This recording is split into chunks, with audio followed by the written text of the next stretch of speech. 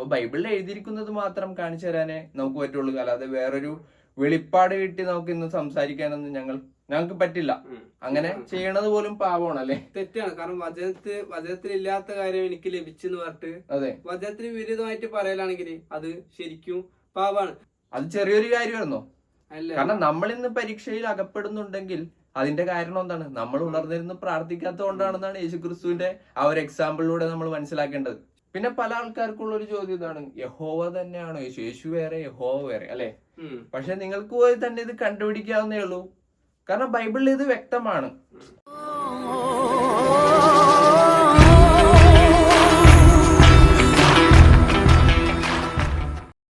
സുഹൃത്തുക്കളെ, ഇന്ന് ഈ ചെയ്യാൻ പോകുന്ന ഈ ഒരു വീഡിയോ നിങ്ങളെ സഹായിക്കുമെന്ന് ഉറച്ച് വിശ്വസിക്കുന്നു.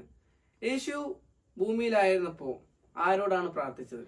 യേശു പിതാവിനോടാണ് പ്രാർത്ഥിച്ചതെന്ന് ബൈബിളിൽ വളരെ വ്യക്തമായിട്ട് പറയുന്നു. യേശു ദൈവത്തോടാണ്, അതായത് പിതാവിനോടാണ് പ്രാർത്ഥിച്ചത്.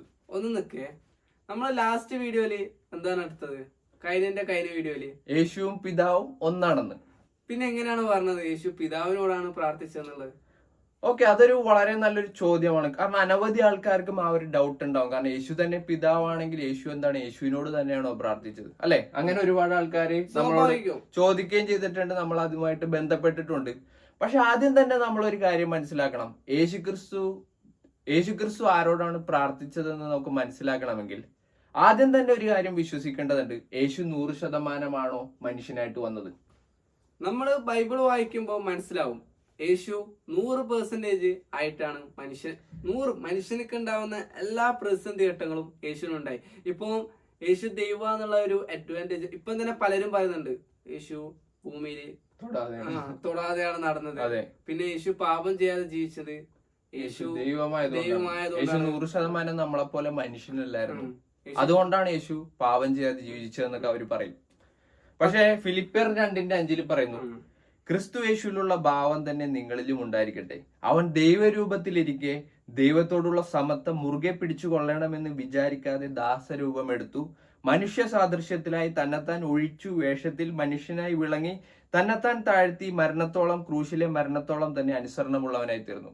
യേശു എത്രമാത്രം തന്നെത്താൻ ഒഴിച്ചു, കംപ്ലീറ്റ് ആയിട്ട്. ഇവിടെ വളരെ ഇപ്പോ പലരും പറയണ യേശു ദൈവം പകുതി, അല്ലെ? 50-50. പക്ഷെ ഇവിടെ വളരെ വ്യക്തമായിട്ടാണ് അവൻ ദൈവരൂപത്തിലിരിക്കെ ദൈവത്തോടുള്ള സകലം ഒഴിച്ചിട്ട് എന്താണ് ദാസരൂപം എടുത്ത് വേഷത്തിൽ മനുഷ്യനായി വിളങ്ങാണ് ഇത്. അപ്പൊ നമുക്കിവിടെ വളരെ വ്യക്തമായിട്ടാണ് കാണുന്നത് 100% മനുഷ്യനായിട്ടാണ് ആര് യേശു ഭൂമിയിൽ വന്നത്. അപ്പോ യേശു പ്രാർത്ഥിച്ചത് ആരോട്? അപ്പൊ ആദ്യം നമുക്ക് അത് മനസ്സിലാക്കി എന്ന് വിചാരിക്കുന്നു. കാരണം ഒരുപാട് വാക്യങ്ങൾ അതിൽ നിങ്ങൾക്ക് പരിശോധിക്കാം. എങ്ങനെയാണ് യേശുക്രിസ്തു ഭൂമിയിൽ ജീവിച്ചത്? 100% മനുഷ്യനായിട്ടാണ്. അതുകൊണ്ടാണ് പിശാച് പോലും അവനെ പരീക്ഷിച്ചത്, അല്ലെ? അവൻ നമുക്ക് തുല്യനായിട്ട് സകലത്തിലും പരീക്ഷിക്കപ്പെട്ടു എന്ന് എബ്രായർ 2:17-18 നിങ്ങൾ തന്നെ പോയി പരിശോധിക്കുക. അവിടെ എഴുതിയിട്ടുണ്ട് അവൻ നമുക്ക് തുല്യനായിട്ട് സകലത്തിലും പരീക്ഷിക്കപ്പെട്ടു. പിശാച് അവനെ പരീക്ഷിച്ചത് അവനെ പരീക്ഷയിൽ വീഴ്ത്താൻ പറ്റില്ല എന്ന് ചിന്തിച്ചുകൊണ്ടാണോ? അല്ല, പരീക്ഷയിൽ വീഴ്ത്താൻ പറ്റും. കാരണം അവൻ 100% മനുഷ്യനായിട്ടാണ്. പല രീതിയിലും അവന് വിശന്നു, അവന് തളർന്നു, അവൻ ഒരാള് ലാസർ മരിച്ചപ്പോൾ അവിടെ കരഞ്ഞു. ഒരുപാട് കാര്യങ്ങൾ. യേശുക്രിസ്തുവിനെ അടിച്ചപ്പോൾ അവന് വേദനിച്ചു, അവനെ കളിയാക്കിയപ്പോൾ അവന് വേദനിച്ചു, ക്രൂശിൽ കിടന്നപ്പോൾ അവന് വേദനിച്ചില്ലേ? എല്ലാ കാര്യങ്ങളും മനുഷ്യൻ എന്താണോ അനുഭവിക്കുന്നത് അതിലൂടെ എല്ലാം യേശുക്രിസ്തു കടന്നുപോയി. 100% മനുഷ്യൻ. അപ്പൊ അത് നിങ്ങളുടെ മനസ്സിൽ ഉറപ്പിക്കുക. എന്നിട്ട് വേണം നമ്മളുടെ ആ ഒരു ചോദ്യത്തിനുള്ള ഉത്തരം. അതായത് യേശുക്രിസ്തു ആരോടാണ് പ്രാർത്ഥിച്ചത്? പിന്നെ ഒരു കാര്യം ചിന്തിച്ചു നോക്കി. ഇപ്പൊ ഭൂമിയിൽ ദൈവം മനുഷ്യരെ സൃഷ്ടിച്ചു. ദൈവം മനുഷ്യരെ സൃഷ്ടിച്ചപ്പോൾ തന്നെ ദൈവം എന്ത് അവരിൽ നിന്ന് ആഗ്രഹിച്ചിട്ടാണ് സൃഷ്ടിച്ചത്? ഞാൻ വിശുദ്ധരായിരിക്കുന്നവർ, അവർ പൂർണ്ണ മനസ്സോടെ നന്മ ചെയ്യുന്നവരായിരിക്കാം. പക്ഷേ യേശു ഭൂമിയിൽ വരുന്നത് വരെ ആൾക്കാർ എന്താണ് പറയണത്? എക്സ്ക്യൂസ് പറയും. അതായത് ഞങ്ങൾക്ക് പറ്റില്ല, നമ്മൾ ചോരയും നീരുമല്ല, അല്ലെങ്കിൽ നമ്മൾ ഈ ശരീരമാണ്, ശരീരത്തിലിരിക്കുമ്പോൾ എന്തായാലും നമുക്ക് തെറ്റ് ചെയ്ത് തിന്മയിൽ ജീവിക്കാനേ പറ്റുള്ളൂ, പാപത്തെ അതിജീവിക്കാൻ പറ്റില്ല. പക്ഷേ ദൈവം തന്നെ ഭൂമിയിലേക്ക് ഇറങ്ങി. നമ്മളിപ്പോ ഫിലിപ്പിയറിൽ വായിച്ചതുപോലെ ഭൂമിയിലേക്ക് ഇറങ്ങി പാപം കൂടാതെ ജീവിച്ചു. അപ്പോ ഒരു വ്യക്തിക്ക് ഈ ഭൂമിയെ ജയിക്കണമെങ്കിൽ ദൈവത്തോടുള്ള ഒരു ബന്ധം, ദൈവത്തോട് പ്രാർത്ഥിക്കണം. അതിന്റെ മൂല്യം പോലും യേശു നമുക്ക് കാണിച്ചു തന്നു. പിന്നെ യേശു ക്രിസ്തു പറയുകയുണ്ടായി. അതായത് 3 അപ്പോസ്തലന്മാരെ കൊണ്ടുപോയപ്പോൾ പത്രോസ്, യാക്കോബ്, യോഹന്നാൻ അവർ ഉറങ്ങിപ്പോയി. അവരോട് പറയുകയാണ് പരീക്ഷയിൽ അകപ്പെടാതിരിക്കാൻ ഉണർന്നിരുന്ന് പ്രാർത്ഥിക്കും. യേശുക്രിസ്തുവും അതുപോലെ തന്നെയാണ്. യേശുക്രിസ്തുവിനെ എങ്ങനെ പരീക്ഷണങ്ങളെ എല്ലാം അതിജീവിക്കാൻ പറ്റി? അവൻ ഉണർന്നിരുന്ന് പ്രാർത്ഥിച്ച ഒരു വ്യക്തിയാണോ എന്ന് നിങ്ങൾക്ക് മത്തായി, മാർക്കോസ്, ലൂക്കോസ്, യോഹന്നാൻ വായിക്കുമ്പോൾ മനസ്സിലാവും. പല സമയങ്ങളിൽ യേശുക്രിസ്തു ജനക്കൂട്ടത്തെ വിട്ട് പല സ്ഥലങ്ങളിലേക്ക് വാങ്ങിപ്പോകുന്നുണ്ട്. അതായത് ഒറ്റയ്ക്ക് പോകുന്നുണ്ട്. എന്തിനു വേണ്ടിയിട്ടാണ്? പ്രാർത്ഥിക്കാൻ വേണ്ടിയിട്ട്. രാത്രി മുഴുവൻ പ്രാർത്ഥിച്ചതിനെ കുറിച്ച്. എന്തിനു വേണ്ടിയിട്ടാണ് യേശുക്രിസ്തു ഇത്രയും പ്രാർത്ഥനയിൽ ചെലവഴിച്ചത്? പരീക്ഷയിൽ അകപ്പെടാതിരിക്കാൻ. അത് ചെറിയൊരു കാര്യമായിരുന്നോ? കാരണം നമ്മൾ ഇന്ന് പരീക്ഷയിൽ അകപ്പെടുന്നുണ്ടെങ്കിൽ അതിന്റെ കാരണം എന്താണ്? നമ്മൾ ഉണർന്നിരുന്ന് പ്രാർത്ഥിക്കാത്തതുകൊണ്ടാണെന്നാണ് യേശുക്രിസ്തുവിന്റെ ആ ഒരു എക്സാമ്പിളിലൂടെ നമ്മൾ മനസ്സിലാക്കേണ്ടത്. ശരിയാണ്. നമുക്കത് എത്ര ഉപകാരമുള്ള ഒരു കാര്യമാണ്. ഇപ്പൊ യേശു അത് ചെയ്യാതെ ഞാൻ ദൈവമാണ്, എനിക്ക് ആ ഒരു കാര്യം മാത്രം ചെയ്യേണ്ട ആവശ്യമില്ല.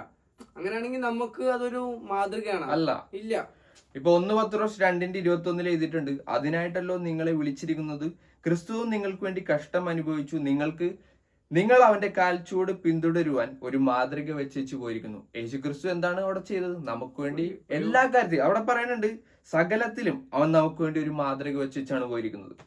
ഇപ്പോ അത് നമ്മള് അപ്പോസ്തലത്തിലേക്ക് വരുമ്പോ തന്നെ സ്തെഫാനോസ് യേശു മരിക്കുന്നതിനേക്കാളും മുന്നേ ഇവരെന്താണോ ചെയ്യുന്നത് അറിയാത്തതുകൊണ്ട് ഇവരോട് ക്ഷമിക്കണേ എന്ന് യേശു പ്രാർത്ഥിച്ചു. ക്രൂശിൽ കിടന്നപ്പോൾ ഇതേ കാര്യം തന്നെയാണ് സ്തെഫാനോസിനെ കൊല്ലുമ്പോഴും സ്തെഫാനോസും അവരോട് ക്ഷമിക്കണമേ എന്ന് പ്രാർത്ഥിച്ചു. അപ്പോ ആ ഒരു ഉദാഹരണം അവൻ പോലും എന്താണ് യേശുക്രിസ്തുവിന്റെ മാതൃക അവൻ പിന്തുടർന്നു. അപ്പൊ ഇതേ കാര്യം യേശുക്രിസ്തുവിന്റെ മാതൃക നമ്മളുടെ ജീവിതത്തിലെ പ്രാർത്ഥനാ ജീവിതത്തിൽ വേണമോ? അത് നമ്മളെ വ്യക്തമായിട്ട് അവൻ മാതൃക നമ്മളെ കാണിച്ചു തന്നു. നമ്മളിങ്ങനെ അത് പിന്തുടർന്നാൽ മാത്രം മതി. ബൈബിളിലുള്ള കാര്യങ്ങളുടെ ആൻസർ മാത്രമേ നമുക്ക് പറയാൻ പറ്റുള്ളൂ. ബൈബിളിൽ പറയുന്നു യേശു തന്നെയാണ് പിതാവ്, യേശു തന്നെയാണ് പരിശുദ്ധാത്മാവ്, പിതാവും പുത്രനും പരിശുദ്ധാത്മാവും ഒന്നാണെന്ന് ബൈബിളിലുള്ള വാക്യങ്ങളിലൂടെ നമുക്ക് കാണിച്ചു തരാൻ പറ്റും. അതായത് റോമർ 8:9 മുതൽ 11 വരെ ക്രിസ്തു തന്നെയാണ് പരിശുദ്ധാത്മാവ്. മരിച്ചവരിൽ നിന്ന് യേശുക്രിസ്തുവിനെ ഉയർപ്പിച്ചവന്റെ ആത്മാവാണ് ഒരു ക്രിസ്ത്യാനിയിൽ വസിക്കുന്നത്. ഇതിനേക്കാളൊക്കെ ക്ലൂ നമുക്ക് വേറെ ഉണ്ടോ? അപ്പൊ ബൈബിളിൽ എഴുതിയിരിക്കുന്നത് മാത്രം കാണിച്ചു തരാനേ നമുക്ക് പറ്റുള്ളൂ. അല്ലാതെ വേറൊരു വെളിപ്പാട് കിട്ടി നമുക്ക് ഇന്ന് സംസാരിക്കാനൊന്നും ഞങ്ങൾക്ക് പറ്റില്ല. അങ്ങനെ ചെയ്യണത് പോലും പാവമാണ്, അല്ലെ? തെറ്റാണ്. കാരണം വചനത്തിൽ ഇല്ലാത്ത കാര്യം എനിക്ക് ലഭിച്ചെന്ന് പറഞ്ഞിട്ട് വചനത്തിന് വിരുദ്ധമായിട്ട് പറയലാണെങ്കിൽ അത് ശരിക്കും പാവാണ്. ഇതിപ്പം ദൈവം ഒറ്റയടിക്ക് ചിന്തിച്ചിട്ടാണ് ഇന്ന് ഞാൻ പ്രാർത്ഥിച്ചേക്കാം അപ്പൊ എനിക്ക് ഈ കാര്യം കിട്ടും. അല്ല, യേശു ഈ ഭൂമിയിൽ വരുന്നതും എല്ലാം മുന്നേ ദൈവം സെറ്റാക്കിയതാണ്. യേശു തന്നെ കാര്യങ്ങളെല്ലാം സെറ്റാക്കിയതാണ്. ഇപ്പൊ യേശുക്രിസ്തു ആരോടാണ് പ്രാർത്ഥിച്ചതെന്ന് നമ്മൾ മനസ്സിലാക്കുന്നതിന്റെ ഒപ്പം തന്നെ ഒരു ചോദ്യം കൂടി നമ്മളോട് ചോദിക്കാം, യേശു എന്തിനാണ് പ്രാർത്ഥിച്ചത്? അല്ലെ, യേശു എന്തിനാണ്? നമുക്കൊരു മാതൃകയ്ക്ക് വേണ്ടിയിട്ടാണ് യേശുക്രിസ്തു പ്രാർത്ഥിച്ചത്. നമ്മൾ പിതാവുമായിട്ട്, നമ്മൾ ദൈവമായിട്ടുള്ള ഒരു പ്രാർത്ഥനാ ജീവിതം എങ്ങനെ ആയിരിക്കണം അത് നമ്മളെ കാണിച്ചു തന്നു. എന്നാൽ മാത്രമേ നമുക്ക് പരീക്ഷണങ്ങളെ അതിജീവിക്കാൻ പറ്റുള്ളൂ എന്ന് യേശുക്രിസ്തുവിന്റെ വായിലൂടെ തന്നെ യേശു പറഞ്ഞു. ഉണർന്നിരുന്ന് പ്രാർത്ഥിച്ചാൽ പരീക്ഷയെ അതിജീവിക്കാം. ഉണർന്നിരുന്ന് പ്രാർത്ഥിക്കാതെ ഉറങ്ങിയാൽ പരീക്ഷയെ അതിജീവിക്കാൻ കഴിയില്ല. വേറൊരു കാര്യം കൂടി നിങ്ങൾക്ക് ഈ ഒരു വീഡിയോയിൽ കാണിക്കാൻ, അതായത് യേശുക്രിസ്തു എന്താണ് പ്രാർത്ഥിച്ചത്? അതായത് യേശുക്രിസ്തു എന്താണ് ഭൂമിയിലേക്ക് വന്നതിന് ശേഷമാണോ ഓരോ കാര്യങ്ങൾ പ്ലാൻ ചെയ്തത്? അല്ല, നമ്മള് പഴയ നിയമം വായിക്കുമ്പോൾ കാണാം എല്ലാം ദൈവം എന്താണോ ചെയ്യാൻ പോണ കാര്യം, ആ കാര്യങ്ങളെല്ലാം വളരെ വ്യക്തമായിട്ട് മുൻകൂട്ടി തന്നെ ദൈവം തന്റെ പ്രവാചകന്മാരിലൂടെ പറഞ്ഞു. ഇപ്പൊ ഗലാത്യർ 4:4 കാണാം, എന്നാൽ കാലസമ്പൂർണത വന്നപ്പോൾ ദൈവം തന്റെ പുത്രനെ സ്ത്രീയിൽ നിന്ന് ജനിച്ചവനായി ന്യായപ്രമാണത്തിന് കീഴിൽ ജനിച്ചവനായി നിയോഗിച്ചയച്ചത് അവൻ ന്യായപ്രമാണത്തിന് കീഴിലുള്ളവരെ വിലക്ക് വാങ്ങിയിട്ട് നാം പുത്രത്വം പ്രാപിക്കേണ്ടതിന് തന്നെ. ഒന്ന് ആലോചിച്ച് നോക്കിയ, ദൈവം കാലസമ്പൂർണത വന്നപ്പോഴാണ്, കറക്റ്റ് ടൈമിലാണ് യേശുക്രിസ്തുവിനെ ഭൂമിയിലേക്ക് അയച്ചത്. എല്ലാം സെറ്റ് ചെയ്ത് വെച്ച്. അല്ലാതെ യേശുക്രിസ്തു ഭൂമിയിലേക്ക് വന്ന് ഓരോ കാര്യങ്ങൾ പ്ലാൻ ചെയ്ത് അതിനനുസരിച്ച് പ്രാർത്ഥിച്ച് ദൈവം എനിക്ക് ക്രൂശിലേക്ക് പോകണം, ആ വഴി ഒരുക്കി അങ്ങനെയല്ല. ദൈവം ഇത് നടക്കാനുള്ള കാര്യങ്ങളൊക്കെ ദൈവം സെറ്റ് ചെയ്ത് വെച്ചിട്ടാണ് ഭൂമിയിലേക്ക് വന്നത്. നമ്മളത് മനസ്സിലാക്കുക. പിന്നെ ഇതിനെ സംബന്ധിച്ചും ദൈവത്തിനെ സംബന്ധിച്ചും ദൈവവും പിതാവും, അതായത് പിതാവും പുത്രനും പരിശുദ്ധാത്മാവും എന്നുള്ള ആ ഒരു റിലേഷൻഷിപ്പിനെ സംബന്ധിച്ചും ബൈബിളിലുള്ളതിനേക്കാൾ അപ്പുറത്തേക്ക് നമുക്ക് ആർക്കും സംസാരിക്കാൻ പറ്റില്ല. നമുക്ക് ഈ ഒരു ചെറിയ, അതായത് 1.5 കിലോന്റെ ഒരു തലച്ചോറ് കൊണ്ട് നമുക്ക് ചിന്തിച്ച് മനസ്സിലാക്കാൻ പറ്റുന്ന ഒരു കാര്യമല്ല ഇത്. പക്ഷെ ദൈവം നമുക്ക് ജീവനും ഭക്തിക്കും വേണ്ടിയതുള്ളതെല്ലാം ബൈബിളിൽ തന്നിട്ടുണ്ട്. കാരണം എന്താണ്? നമ്മൾക്ക് രക്ഷ കിട്ടുവാൻ. അതായത് ഏറ്റവും വലിയ പ്രശ്നം എന്താണെന്ന് ആളുകൾ പലപ്പോഴും മറന്നു പോകുന്നു. പാപമാണ്, അല്ലെ? പാപം. പിന്നെ ദൈവത്തോടുള്ള ആ ഒരു സെപ്പറേഷൻ ആണ് ഏറ്റവും വലിയ പ്രശ്നം എന്ന് മറന്നുപോയിട്ടാണ് പല പല കാര്യങ്ങളിലും ആളുകൾ വാദിച്ചുകൊണ്ടിരിക്കുന്നത്. വെളിപ്പാട് പുസ്തകത്തിൽ എന്താണ് പറഞ്ഞിരിക്കുന്നത്? അതെ. പിന്നെ അതെന്താണ് യോഹന്നാൻ സകല നീതിയും യേശു പറഞ്ഞത് നിർത്തിക്കുന്ന നന്ന്. അപ്പോ ഈ കാര്യങ്ങളിലെ ഇതാണോ പ്രധാനപ്പെട്ട ദൈവം നമ്മളിൽ നിന്ന് ആഗ്രഹിക്കുന്ന ഒരു വിശുദ്ധമായ ജീവിതം? യേശു പറഞ്ഞു, ഭൂമിയിലായിരുന്നപ്പോൾ തന്നെ നിങ്ങളുടെ സ്വർഗീയ പിതാവ് സൽഗുണപൂർണനായിരിക്കുന്നത് പോലെ നിങ്ങളും സൽഗുണപൂർണരാകുവാൻ. യേശു അത് വിശ്വസിക്കാതെ പറഞ്ഞതാണോ? നിങ്ങൾക്ക് അത് ചെയ്യാൻ പറ്റൂല എന്ന് ചിന്തിച്ചോണ്ടാണോ യേശു അത് പറഞ്ഞത്? പിന്നെ ഭൂമിയിൽ മനുഷ്യരായിരിക്കുമ്പോ അവർക്ക് എന്താണ് ഓരോ എന്താ പറയാ ടെൻഷനും വിചാരപ്പെടൽ, ഉത്കണ്ഠകൾ. അപ്പൊ ഈ കാര്യങ്ങളെല്ലാം ഉണ്ടാവും. പക്ഷെ നമ്മളോട് എന്താണ് പറയുന്നത്? ഒന്നിനെ ചൊല്ലിയും വിചാരപ്പെടൽ. ഫിലിപ്പിയർ 2-ാം അധ്യായത്തിലല്ലേ? 2-ലാണോ? 4-ാം അധ്യായത്തിൽ. ഒന്നിനെ പറ്റിയും വിചാരപ്പെടുക, എല്ലാറ്റിലും പ്രാർത്ഥനയാലും അപേക്ഷയാലും നിങ്ങളുടെ ആവശ്യങ്ങൾ സ്വത്വത്തോടുകൂടെ ദൈവത്തെ അറിയിക്കത്രേ വേണ്ടത്. അതെ, വളരെ വ്യക്തമായിട്ടാണ് അവിടെയും കാണുന്നത്. അപ്പൊ നമുക്ക് ഇതിനുള്ളൊരു ആൻസർ നിങ്ങൾക്ക് തരാൻ പറ്റിയെന്ന് വിചാരിക്കുന്നു. കാരണം പലപ്പോഴുള്ള പല ചോദ്യങ്ങളാണ്. പക്ഷെ നമ്മളുടെ മെയിൻ കാര്യത്തിൽ നിന്ന് നമ്മൾ പോകരുത്. കാരണം യേശുക്രിസ്തു ഭൂമിയിലേക്ക് വന്നതും ദൈവം ഇത്രയും രക്ഷ ഒരുക്കിയതും ബൈബിളിൽ ഇത്രയും കാര്യങ്ങൾ പിതാവ്, പുത്രൻ, പരിശുദ്ധാത്മാവ്, യേശു ആരോടാണ് പ്രാർത്ഥിച്ചത്, ഇങ്ങനെയുള്ള ചോദ്യങ്ങളൊക്കെ ഉണ്ടെങ്കിൽ പോലും നമ്മളുടെ ഏറ്റവും ഇമ്പോർട്ടന്റ് ആയിട്ടുള്ള ആവശ്യം നമ്മുടെ രക്ഷയാണ്. ആ രക്ഷ ലഭിച്ചു കഴിഞ്ഞാൽ നമ്മൾ പിതാവിന്റെയും പുത്രന്റെയും പരിശുദ്ധാത്മാവിന്റെയും നാമത്തിൽ സ്നാനമേൽക്കുകയും നമ്മുടെ പാപങ്ങളെ കഴുകിക്കളയും പരിശുദ്ധാത്മാവ് നമ്മുടെ ഉള്ളിൽ വസിക്കുകയും ചെയ്താൽ നമ്മൾ ക്രിസ്തുവിനുള്ളവരായി കഴിഞ്ഞാൽ യേശുക്രിസ്തു വീണ്ടും വരുമ്പോൾ 1 യോഹന്നാൻ 3:2 എഴുതിയതുപോലെ നമ്മൾ അവൻ ഇരിക്കുന്നത് പോലെ തന്നെ കാണും. അതല്ലേ ഏറ്റവും വലിയ കാര്യം. ഇവിടെ നമ്മൾ ബൈബിള് മനസ്സിലാക്കി യേശുവും പിതാവും പുത്രനും പരിശുദ്ധാത്മാവും എല്ലാം ഒന്നാണ്, അല്ലെങ്കിൽ എങ്ങനെയൊക്കെയാണെന്ന് നമ്മൾ ഇവിടെ കിടന്ന് കഷ്ടപ്പെടുന്നതിനും നല്ലത് അവൻ ഇരിക്കുന്നത് പോലെ തന്നെ കാണാൻ നമുക്ക് സാധിക്കും. അതിനു വേണ്ടിയിട്ട് നിങ്ങൾക്ക് ഈ ഒരു വീഡിയോ ഉപകാരപ്പെടട്ടെ.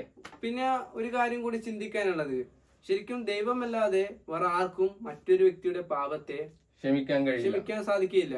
അപ്പോൾ യേശു ഭൂമിയിലായിരുന്നപ്പോ നമുക്ക് കാണാം ഓരോ വ്യക്തികളുടെയും പാപങ്ങളെ ക്ഷമിക്കാം. അപ്പോ കൂടെ നിൽക്കുന്ന എന്താ പറയാ തൊട്ടടുത്ത് ഇത് കേൾക്കുന്ന പരീക്ഷന്മാര് ദൈവത്തിന് മാത്രമല്ലേ പാപങ്ങളെ മോചിക്കാനായിട്ട് കഴിയുള്ളൂ എന്ന് അവർക്കറിയാം. അത് ശരിയാണ്, സത്യമാണ്. പക്ഷെ യേശു അവിടെ പറയുന്നില്ല പിതാവ് ഈ വ്യക്തിയുടെ പാപം ക്ഷമിച്ചു കൊടുക്കണമേ. അങ്ങനെയല്ല, നിന്റെ പാപം കാരണം അതിനുള്ള അധികാരം ആർക്കുണ്ട്? യേശു ക്രിസ്തുവിന് അവിടെ ഉണ്ട്. അവിടെ യേശു പറയുന്നത് മനുഷ്യപുത്രന് ഭൂമിയിൽ പാപങ്ങളെ മോചിക്കുക. മർക്കോസ് 2:10 അധികാരമുണ്ട്. അപ്പൊ യേശു കാരണം ദൈവത്തിന് ഒരു വ്യക്തിയുടെ പാപത്തെ ക്ഷമിക്കുവാൻ സാധിക്കും. അതെ. പിന്നെ പല ആൾക്കാർക്കുള്ള ഒരു ചോദ്യം ഇതാണ്, യഹോവ തന്നെയാണോ യേശു? യേശു വേറെ, യഹോവ വേറെ, അല്ലെ? പക്ഷെ നിങ്ങൾക്ക് പോയി തന്നെ ഇത് കണ്ടുപിടിക്കാവുന്നേ ഉള്ളൂ. കാരണം ബൈബിളിൽ ഇത് വ്യക്തമാണ്. യെശയ്യാവ് 6-ാം അധ്യായത്തിലേക്ക് ഒന്ന് പോകാം. അവിടെ യെശയ്യാവ് കണ്ടത് യഹോവയുടെ തേജസ്സാന്ന് എഴുതിയിട്ടുണ്ട്. എന്താണ് യോഹന്നാൻ 12-ാം അധ്യായത്തിൽ പറയുന്നു അവർ യെശയ്യാവ് കണ്ടത്, അതായത് യെശയ്യാവ് എന്ന് കണ്ടതാണ് യേശുക്രിസ്തു ജനിക്കുന്നതിന് 700 വർഷം മുമ്പ് കണ്ടത് യേശുക്രിസ്തുവിന്റെ തേജസ്സാണെന്ന് അവിടെ വളരെ വ്യക്തമായിട്ട് എഴുതിയിട്ടുണ്ട്. നിങ്ങൾ അതൊന്ന് പരിശോധിച്ചു നോക്ക്. കാരണം യഹോവയും യേശുവും വേറെ വേറെ അല്ല.